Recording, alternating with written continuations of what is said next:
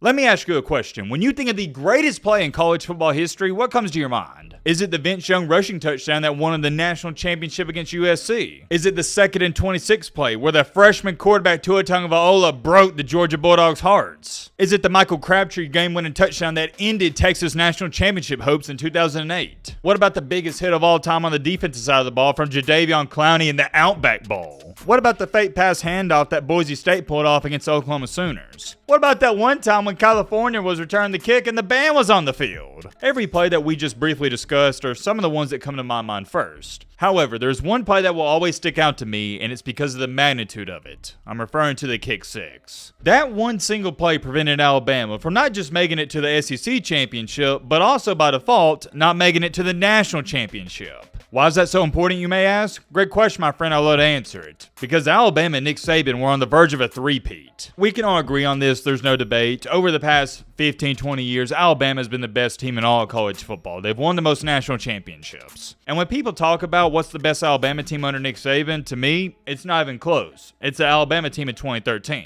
That team was on a completely different level than everybody else. They didn't even play in a close game that year until the Auburn won, and the only reason that came down to the wire is because Alabama didn't have a field goal kicker. Much respect to Auburn, give them credit for capitalizing on Alabama's errors, but if you remember that game before the kick six, you know it shouldn't have been that close. So to me, that's why I think the kick six is one of the most influential plays of all time, because it was more than Auburn just upsetting Alabama. Everything about the kick six was beautiful, and the call, it was even better. When the player who caught the kick ran it into the end zone, the announcer made the legendary call, and I quote, "Auburn's going to win the football game! Auburn's going to win the football game!" I hope that wasn't too corny for you. I know it wasn't as good as his, but you get the point, and if you remember it, you remember it. Whoa, whoa, whoa, whoa, whoa, whoa, whoa, whoa, whoa, whoa, whoa, whoa, whoa, whoa, whoa, whoa, hold on.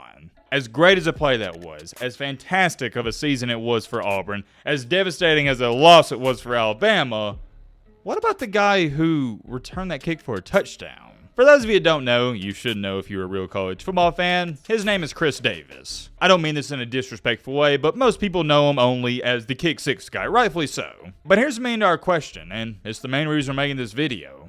What happened to him after the kick six? We haven't heard too much about him since then, and believe it or not, while time flies, it's been over 10 years since that ball game. There's many questions people have been asked about this guy even till this day, but however, it all circles back to the one, and I mean the one big question we're trying to get to the bottom of in today's video. What really happened to Chris Davis?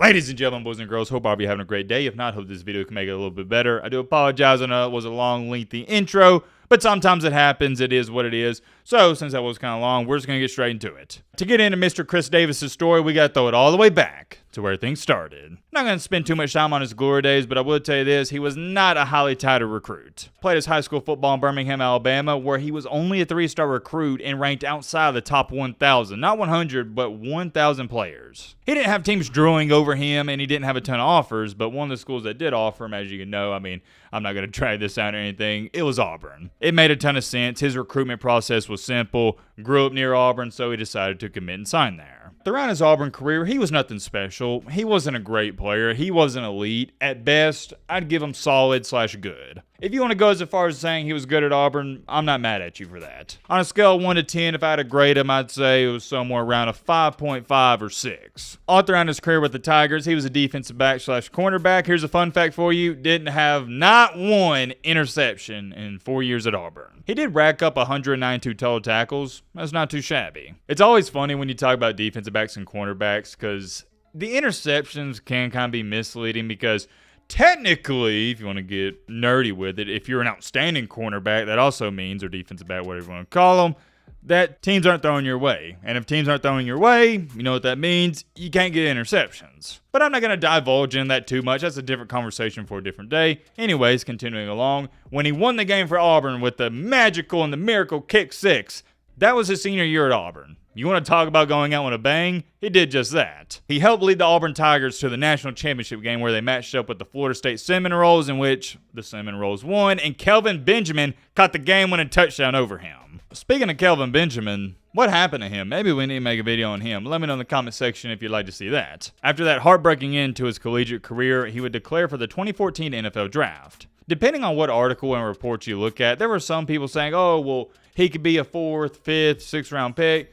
But from most of them I saw, they were saying, yeah, at best, 6th or 7th round pick, but more than likely he's going undrafted. I guess we could find some middle ground for the sake of this video and say there was at least some talks about him getting drafted late in the draft. To make a long story short, that didn't happen, and he went undrafted. His story is far from over, though. He would pick up with the San Diego Chargers in May of 2014, and ironically enough, he would return kicks. Shocker. In the 2014 season for San Diego, he played in 12 games, started one of those, and had one pass deflection and a forced fumble. Like I said, he was also returning kicks, so all in all, not a bad start to his professional career. He's at least playing. Heading into the 2015 season, he would get cut. Shortly after, he got picked up by the San Francisco 49ers on their practice squad. It only took him a few days, and he was activated to the main roster. Eventually, he got placed on the injured reserve list, and that was pretty much the end to his NFL career. There's not a lot to be said about his time with the 49ers, or even when he started with the San Diego Chargers, and yes, they were the Chargers at the time. He played sparingly, not anything to get too rallied up about. He took some time to rest, heal up, and recover from his injury, and in 2018, he was like, yeah,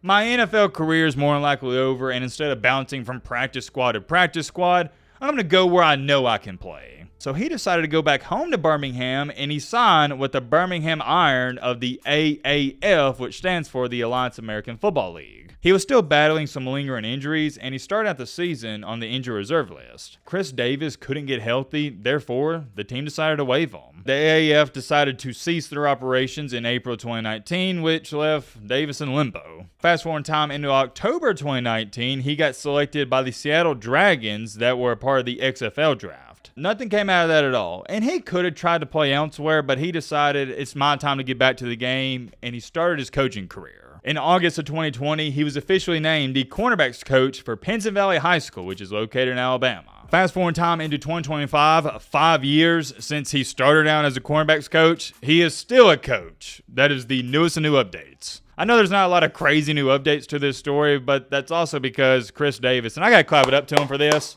Clap it up, clap it up. All my young athletes, please pay attention. He has stayed out of trouble. I'm going to clap it up again. In all these videos, what is 95% of the reason for these athletes' downfalls? They can't stay out of trouble. Notice how Davis hasn't gotten a lick of trouble at all. We haven't talked about it at all in this video. Now that I think about it, maybe he did get in some trouble, but I didn't see it when I was gathering information, doing research for this video. Most importantly, he has stayed out of the way. It's hard to find information on him because he's living I don't want to say like a low-key life, but it's more so of, I'd say, minding his business. He doesn't want attention. He doesn't care for all that. He just wants to live his life peacefully, and I don't blame him. You ready for a full circle moment, though? His son, who goes by the name of CJ Davis, has been offered by Auburn. I'm not going to get into that too much because that's a different video for a different day, but he's a running back. He goes by Chris Davis. Yeah, my apologies. Chris Davis III, jumping up my words there. He's in the class of 2028. Shout out to Chris Davis, though, man. That is a name as a college football fan I'll never forget. Every time I hear it, flashbacks, and let's just say they're not for the better. All jokes aside, to Chris Davis, if you're somehow, some way seeing this video, my brother, wishing best of luck in your coaching career and wishing your son the best of luck. Hope he goes out there and continues on the legacy. Many more things I could say. I do want to make this a short, simple, and sweet video. I'm curious. Let me know your thoughts down below.